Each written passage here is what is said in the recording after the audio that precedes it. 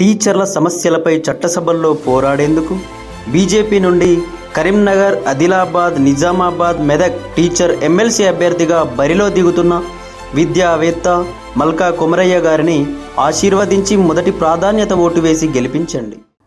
2,40,000 ఎకరాల ఏఎంఆర్ఎస్ఎల్బీసీ కింద పంట ఉన్నది. నాగార్జున సాగర్ ఎడమ కాలువ కింద 6,38,000 ఎకరాల పంట ఉన్నది. మరి ఇవన్నీ ఎట్లా కాపాడతారు? ఇప్పటికైనా మొద్దు నిద్ర వీడండి, ఇప్పటికైనా కళ్ళు తెరవండి. రైతుల పంటలు కాపాడాలంటే తక్షణమే కేంద్ర ప్రభుత్వం మీద ఒత్తిడి తేవాలి. ఆంధ్రప్రదేశ్కు నీటి వాడకాన్ని బంద్ చేయించాలి. కేఆర్ఎంబీ ఆఫీస్ ముందు ధర్నా చేద్దాం పాండి, మేము కూడా వస్తాం. పోదాంపా ఢిల్లీలో కేంద్ర జలశక్తి మంత్రి కార్యాలయం ముందు ధర్నా చేద్దాం. మీకు చేత కాకపోతే మీ ఎంబడ మేము కూడా వస్తాం, పోయి చేద్దాంపా. ప్రధానమంత్రి కార్యాలయం ముందు చేద్దామా, పోదాంపా అండి.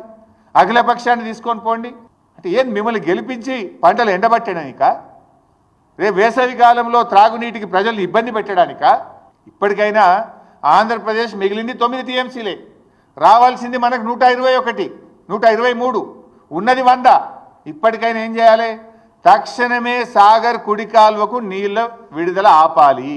ముచ్చెమరి నుంచి నీటిలను ఇంకా తోడుతున్నారు, దాన్ని వెంటనే ఆపాలి. పోతిరెడ్డిపాడు ద్వారా ఇంకా నీళ్లు తరలిస్తున్నారు, దాన్ని వెంటనే ఆపాలి.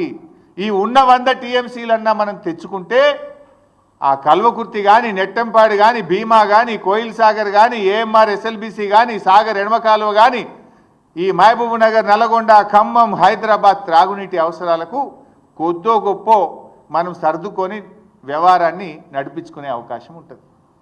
లేకపోతే మీరు ఇట్లనే మొద్దు నిద్రపోతే ఇటు ఖమ్మం, నల్గొండ, మహబూబ్ నగర్లో పంటలు దెబ్బతింటాయి.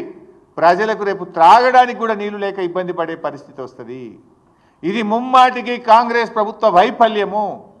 ఈ ప్రభుత్వం చేష్టలుడికి చూస్తున్నది, మొద్దు నిద్రపోతున్నది. కనుకనే ఆంధ్రప్రదేశ్ తన ఇష్టం వచ్చినట్టుగా నీటిని ఇవాళ తరలిస్తూ ఉన్నది. ఆలోచించండి, ఇప్పటికైనా మొద్దు నిద్ర వీడండి. మీకు చేత కాకపోతే మీ ఎంబడి మేము వస్తాం. ఏడ ధర్నా చేద్దామో చెప్పండి, మేము రావడానికి రెడీగా ఉన్నాం. ఇవాళ ఏమైంది?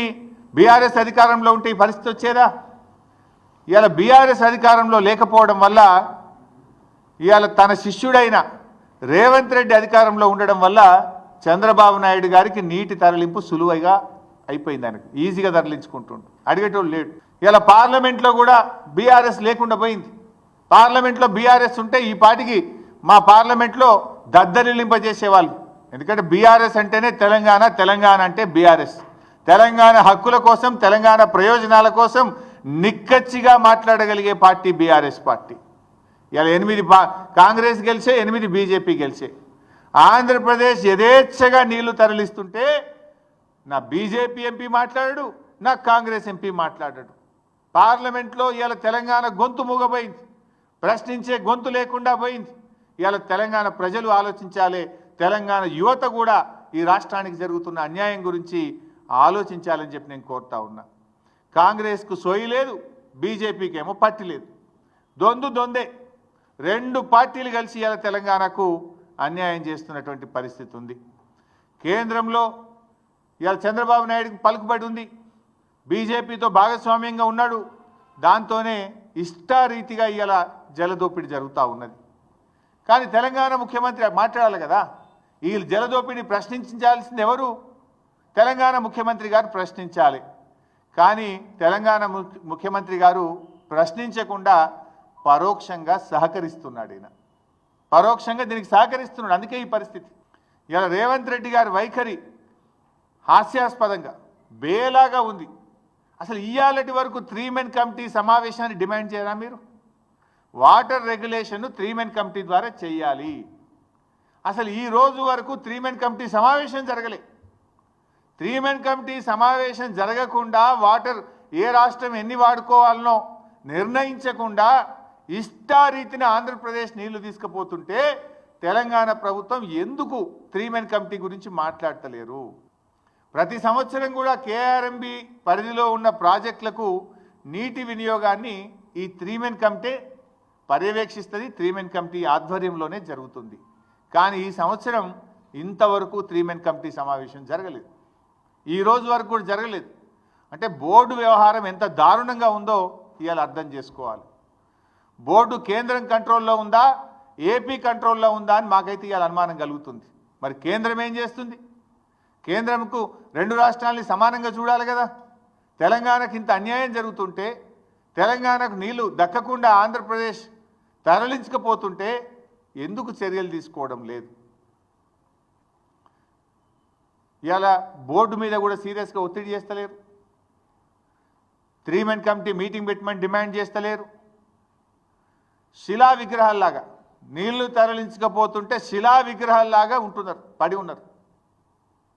ఇవాళ తెలంగాణ అడ్వైజర్లు కావచ్చు, మంత్రులు కావచ్చు, ముఖ్యమంత్రి కావచ్చు, ఇవాళ ఇంజనీర్లు కావచ్చు.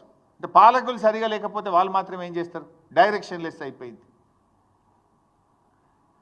ఏపీ నీటి తరలింపును ఇప్పటికైనా అడ్డుకోకపోతే మన ఆయకట్టుకు దెబ్బ తగిలే అవకాశం ఉంది. అది సాగర్ ఆయకట్ట,